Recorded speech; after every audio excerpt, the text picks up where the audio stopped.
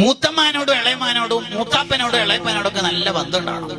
ഉപ്പാന്റെ അതേ സ്ഥാനമാണ് ഉപ്പാന്റെ ജ്യേഷ്ഠൻ അനുജന്മാർക്കൊക്കെ. ഉപ്പാനെ പരിഗണിക്കണ പോലെ അവരെയും പരിഗണിക്കണം, സ്നേഹിക്കണം. മൂത്താപ്പ എന്തിനാണ് നമ്മളെ കല്യാണ വിഷയത്തിലൊക്കെ ഇടപെടുന്നത്? അയാള് ഫണ്ടൊന്നും തരുന്നില്ലല്ലോ, ഭയങ്കര അഭിപ്രായമാണല്ലോ ഉപരിക്ക്.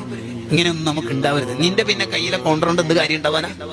കുടുംബ ബന്ധം മുറിച്ചവന്റെ ദുആ അല്ലാഹു സ്വീകരിക്കൂല. അത് ബറാത്തിലാവല്ല, ലൈലത്തുൽ ഖദറല്ല, ഏത് നല്ല കാലത്താണെങ്കിലും ഇന്നല്ലാഹ ലാ യർഹമു ഖൗമൻ ഫീഹിം ഖാതിഉർ റഹീം. കുടുംബ ബന്ധം മുറിച്ചവന്റെ ദുആ അല്ലാഹു സ്വീകരിക്കുന്നതല്ല. അവൻ ഒരു സദസ്സിലുണ്ടെങ്കിൽ ആ സദസ്സിന്റെ തന്നെ ദുആ സ്വീകരിക്കൂല. നിങ്ങൾ ആലോചിച്ച് നോക്കിയേ, എത്ര പ്രശ്നമായ. ഏത് ലൈലത്തുൽ ഖദറായാലും അവന്റെ ദുആ അല്ലാഹു സ്വീകരിക്കൂല. മക്കൾക്ക് കുടുംബ ബന്ധം നന്നായിട്ട് പഠിപ്പിച്ചു കൊടുക്കണം. ഉമ്മ പഠിപ്പിച്ചു കൊടുക്കണം, ഉമ്മയെ പഠിപ്പിച്ചു കൊടുക്കേണ്ടതൊക്കെ. എവിടെ പോകുന്നടാ? കല്യാണം കഴിഞ്ഞിട്ട് എവിടെ പോകുന്നത്? എടെ മൂത്തമ്മാന്റെ അടുത്താ? ആ പോകലെല്ലാം പോയിക്കോ, കൊറേ സാധനം ഒന്നും അടുത്തേക്ക് ആവശ്യമൊന്നുമില്ല, ജസ്റ്റ് എന്തെങ്കിലും വാങ്ങിയാൽ മതി എന്നല്ല പറയേണ്ടത്. മൂത്തമ്മ എന്ന് പറഞ്ഞാൽ ആരാധന നിനക്ക്?